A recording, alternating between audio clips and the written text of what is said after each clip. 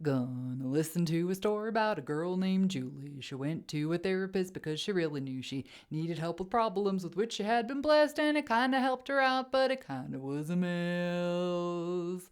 Therapy. CBT. My secret dream is to be a singer, and there's a real reason it's a secret. In this video, we're talking about therapy for ADHD. I'm going to be telling you all about my experience with CBT therapy. Did it help? Did it make it worse?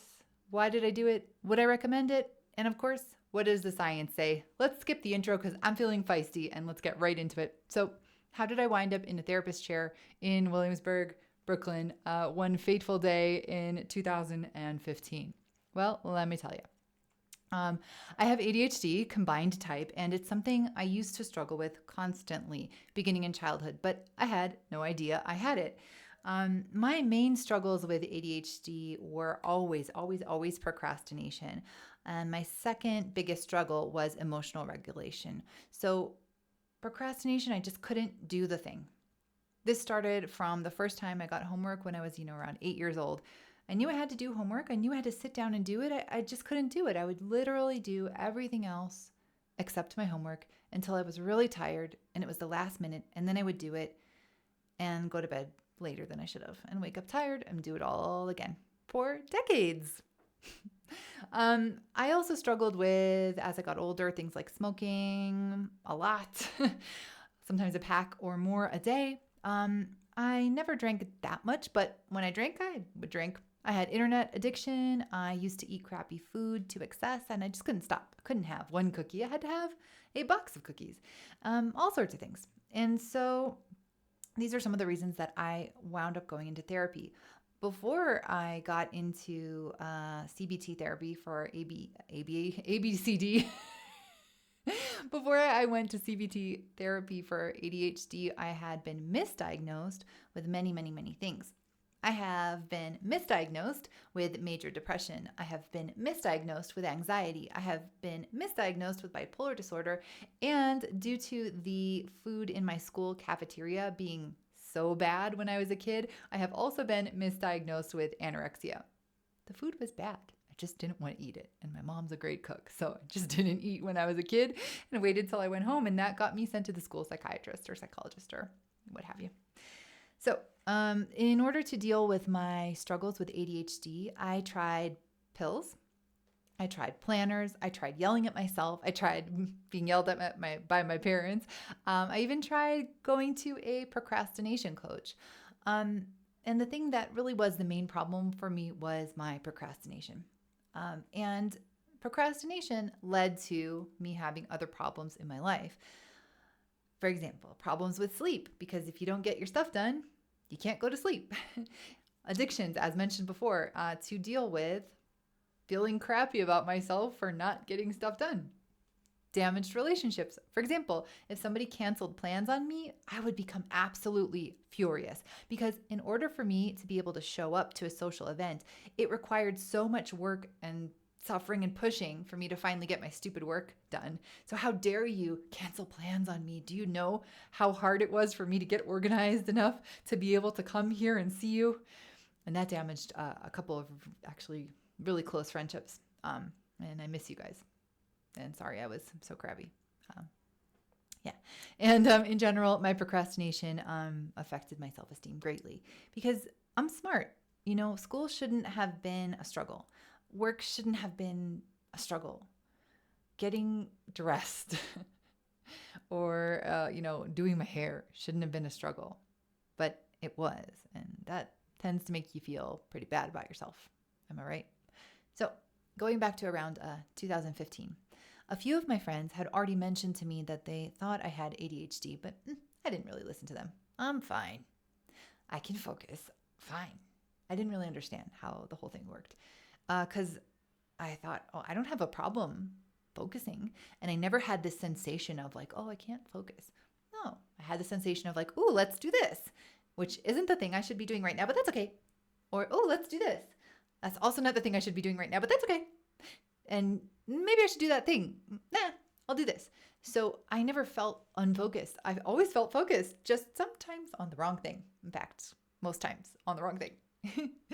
So another friend in 2015 mentioned that she had it, and we happened to be in the car, so we had quite a bit of time talking to talk about this. So as we were in the car, she was telling me this, that, and the other.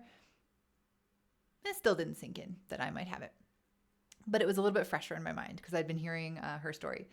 And then, believe it or not, I was walking down the street in Brooklyn, New York, and I found a box of books on the sidewalk. In my neighborhood, we had this kind of thing where anytime we had something we didn't want anymore, we would nicely put it in a box and leave it out there. So we'd do that with clothes, fold the clothes, put it in a box and leave it there on a day that it wasn't raining or snowing, and people would take it. So I found this box. Ooh, box of books. Let's see. And one of the books was a book about ADHD. I don't remember what book it was, but I think it was the book Driven to Distraction. And I said, what's this? I don't know. It's free. Let's take it. Whatever. Took that book and a couple other books. And I happened to start reading the book about ADHD. And as I was reading it, I said, oh, shucks. That's me. Oh, man. Okay. Oh, boy.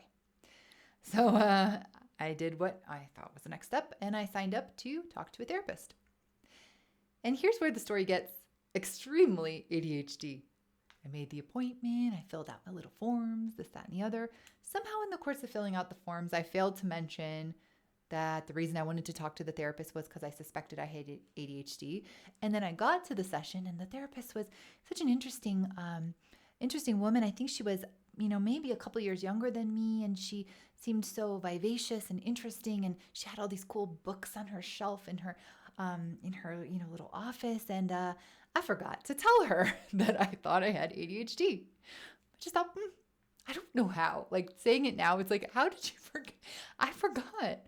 Totally forgot. Because I was like, oh, cool, new thing. Let's do this therapy thing. What do you do? How do you do it? What's it work? What are those books? Woo. So I proceeded to do 6 months of CBT and not tell the therapist that I thought I had ADHD. And it's just hilarious to me now to say it, but like thinking back, like, oh my God, why? If I had only told her in the beginning, think of all the time I would have saved, but never mind. So the therapist was pretty cool. Actually, she was quite a tough kind of therapist, let's say. In that, like, for example, I remember in one of our first sessions, I said something like, oh, well, my parents did this. And she just kind of looked at me and she said, your parents did the best they could with what they had. And, kind of did an eyebrow thing. I wish I could I can't do it. But she kind of did like an eyebrow thing that implied, and that's it, and that's all, get over it. Like, she didn't say that because, like, what therapist would be like, yo, get over it?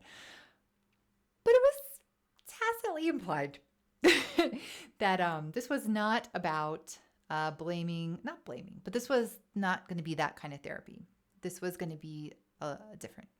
So not like you necessarily see in the movies where there's the person on the couch and they're saying, that my mother did this, my father, that they're recounting their whole life story, which is useful, I know, in some situations, but that's not what we were doing here. This was CBT. She explained to me what it was and how it worked and how, it's about, kind of fixing these behavioral issues. And then it's a short course of therapy. It's only really meant to be about 6 months long. I thought, oh, that's interesting, because in other times that I had gone to therapy, they had never mentioned an endpoint. And so I thought, oh, that's cool. You're not trying to be my therapist for like another 10, 20 years. You have like an end goal in mind. So I thought that was cool. So she was tough. And I remember very, very specifically in one of the earlier sessions, she gave me a little homework assignment. Because somehow or other she had noticed that I had a lot of negative thoughts and kind of negative self-talk more than anything. The way I was talking to myself was not really nice. Like, I wouldn't talk to another person the way I used to talk to myself.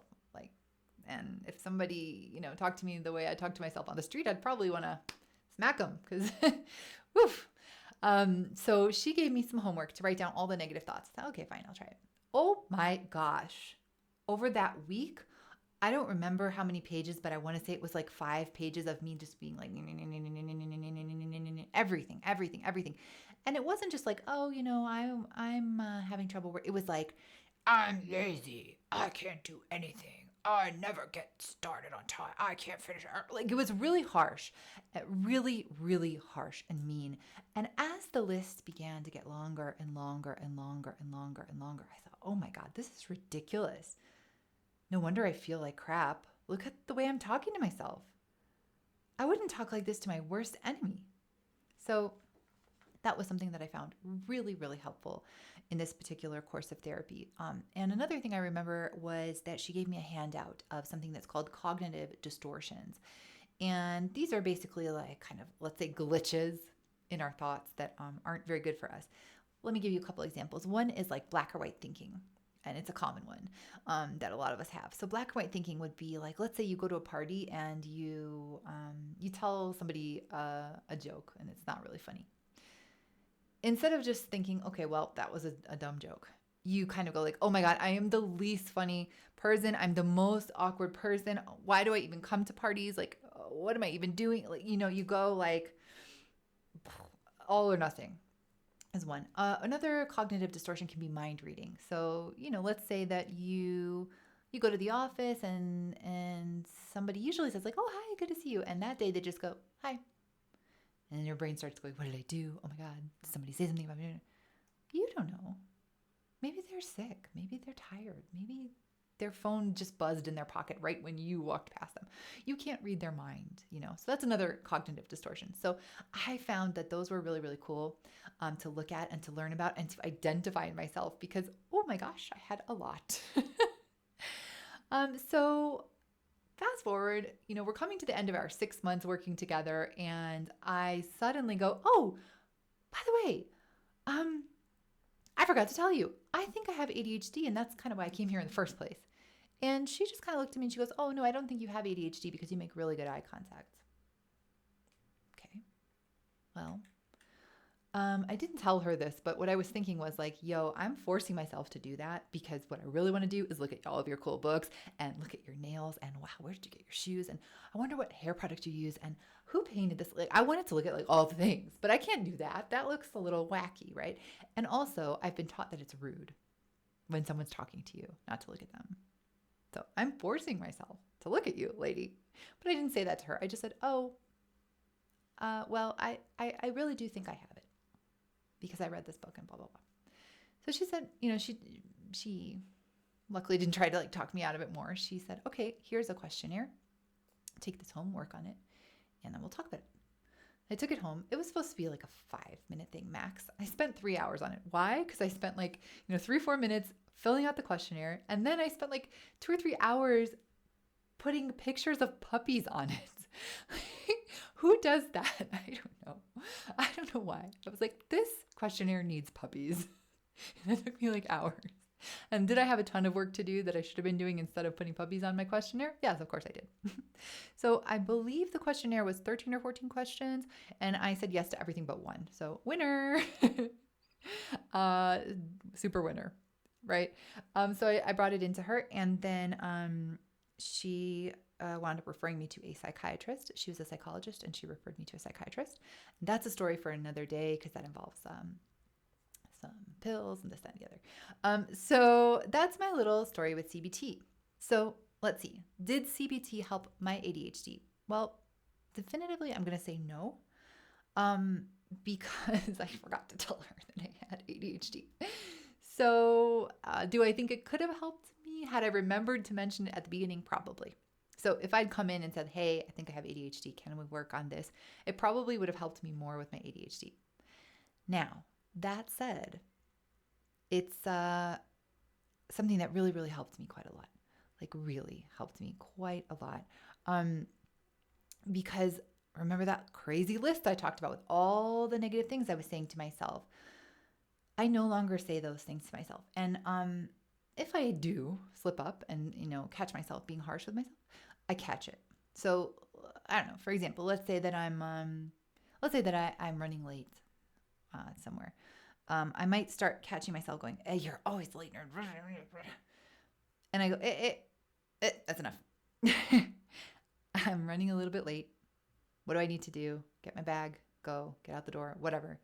That's it. I don't need to tell myself that I have a horrible character and da da da da. That's unnecessary. Thank you for the idea, but I don't need to do that. Thank you. I just need to go where I need to go. This was 2015 when I did this therapy. And look, I'm still feeling the positive effects from it. So, wow. Did it help my ADHD? Not necessarily, but it really, really helped that negative self-talk, and that's priceless. So, what does the science say about ADHD and CBT? Okay, so there's a doctor online. He's a psychiatrist, and his name's Dr. K. And I love him, and you should look him up on YouTube, but not on a day when you have a lot of things to do, because if you're anything like me, will definitely binge his videos. But anyway, Dr. K says in one of his videos that therapy and medication have the same effect size for ADHD, meaning that if you compare medication to therapy, both have the same effect for ADHD. So that's cool. Score 1 for therapy. He also mentions that ADHD therapy is a little bit more about learning strategies for ADHD, and that it can really help. So there's a lot of scientific evidence to suggest that CBT really can help reduce ADHD symptoms. And I'll link to some of the research in the description below if you're interested. It has been studied a little bit more for things like anxiety and depression, and CBT does appear to have really, really good results with depression and anxiety. So if you have ADHD and depression and anxiety, CBT is looking like it might be a good choice for you. If you have anxiety or depression-like symptoms, which is also common, it might help you out with that too, because it's, going to be a lot of that same kind of brain stuff going on, the negative self-talk and things like that. So it's promising. So let's see, what else do I want to tell you? Would I recommend CBT for ADHD? Yes, I'd say it's worth a shot. It's definitely worth a shot. Although there's something I would recommend trying first. I'll tell you about that in a minute. So in my case, like I said, while CBT didn't help me with my main ADHD issues, I'm talking procrastination, and it didn't really help me with my emotional regulation. It just really helped me so much with getting rid of that negative self-talk. And the results have continued to this day. So in that case, it helped me a lot. Now, the thing that has worked for me more than anything, and the thing I have vowed to never shut up about until the day I die, much to the chagrin of everyone who spends more than a few minutes with me, is nutritional therapy. In other words, fixing your brain with food. If you've been hanging out with me here online for a while, you already knew that. But if you're a newbie to my channel and everything I like to talk about, it really works. Nutrition and mental health really, really have a strong link. A strong link. Nutrition and mental health have a very strong link. I talk about it a lot on this channel, although sometimes I trip over my words. So if you haven't already, make sure to subscribe so that you can learn all about it, as I have tons of information here that you can use to reclaim your health and vitality and live a kick-ass life that you're proud of. It's the life that you deserve. Bye for now.